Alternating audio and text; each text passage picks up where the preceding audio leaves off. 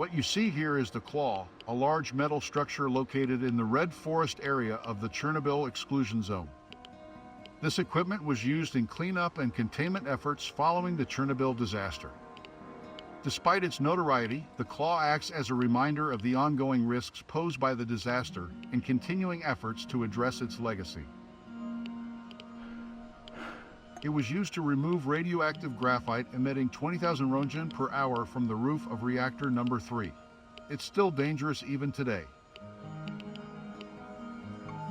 It's one of the few remaining physical reminders of the scale and scope of the cleanup operation, involving thousands of workers and specialized equipment. The claw has become a symbol of the Chernobyl disaster and a popular destination for photographers and tourists visiting the exclusion zone. It depends on several factors, including the type and level of radiation, the duration of exposure, and the sensitivity of the individual. However, a dose of about 10 sieverts is considered lethal for the majority of the population. It is important to note that lower doses of radiation can have serious health effects, depending on the exposure conditions.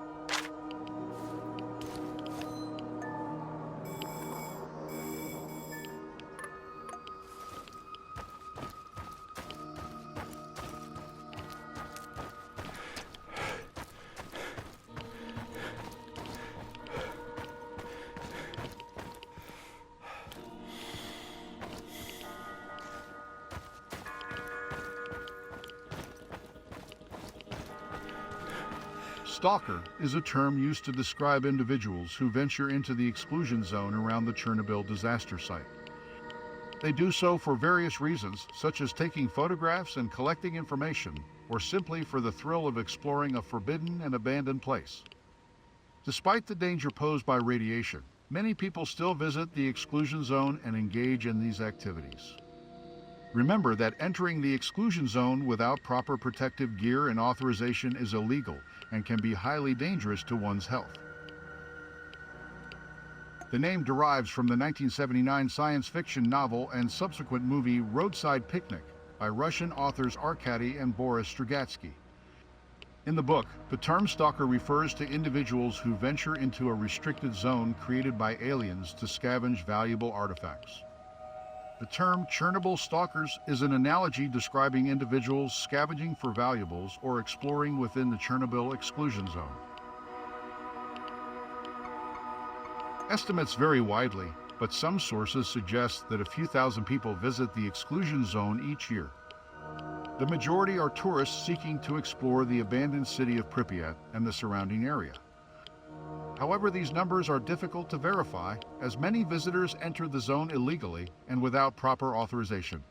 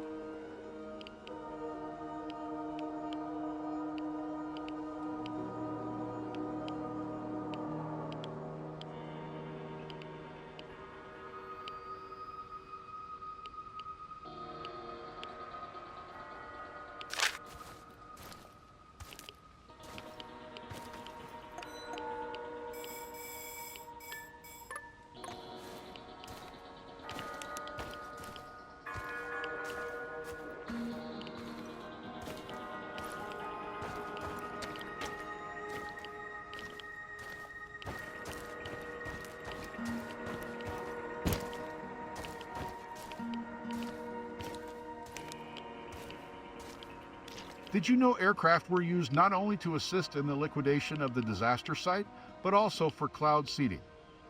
The military was tasked with cloud seeding to prevent radioactive fallout from reaching Moscow and other major Soviet cities.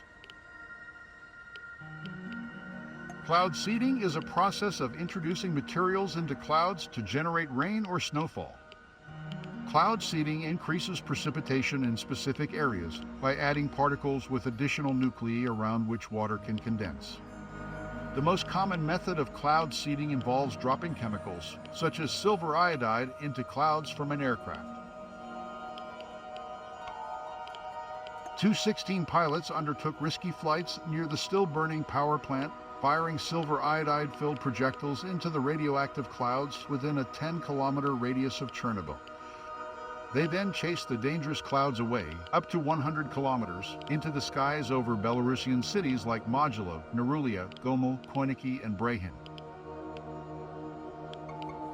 From May to December 1986, planes made repeated flights around Chernobyl in an 80-kilometer loop, dispersing Cement 600, a mixture of cement and special agents. This caused a 5-month drought in Ukraine, as the Cement 600 absorbed moisture from clouds, preventing precipitation.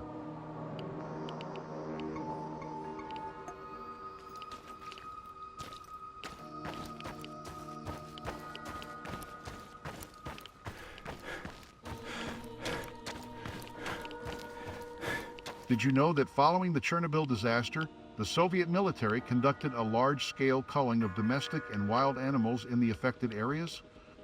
This was necessary to prevent the spread of contamination, but it had a significant impact on the local ecosystem and wildlife populations.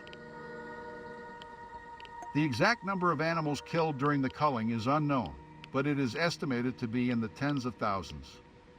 This included domesticated animals such as cows, pigs, and horses, as well as wild animals like deer, boars, and wolves.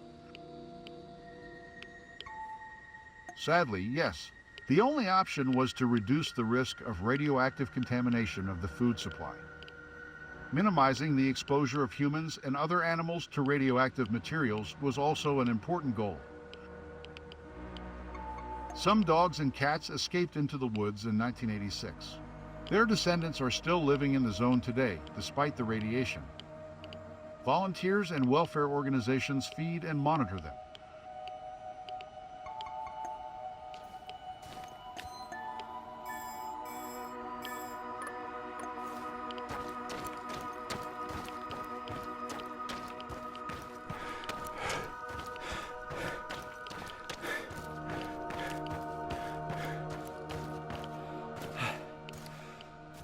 Welcome to the Red Forest, a famous tract of woodlands located in the exclusion zone around the Chernobyl nuclear power plant.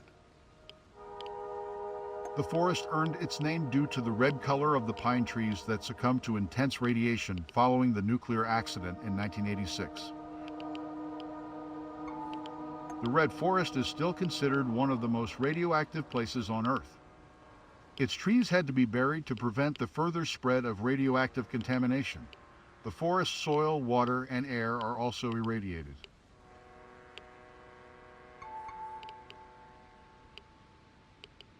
Fortunately, despite the contamination, the Red Forest has become a unique habitat for a variety of wildlife, including deer, wild boar, and wolves. Scientists have also observed mutations in the local plants and animals, including genetic abnormalities and changes in physical characteristics.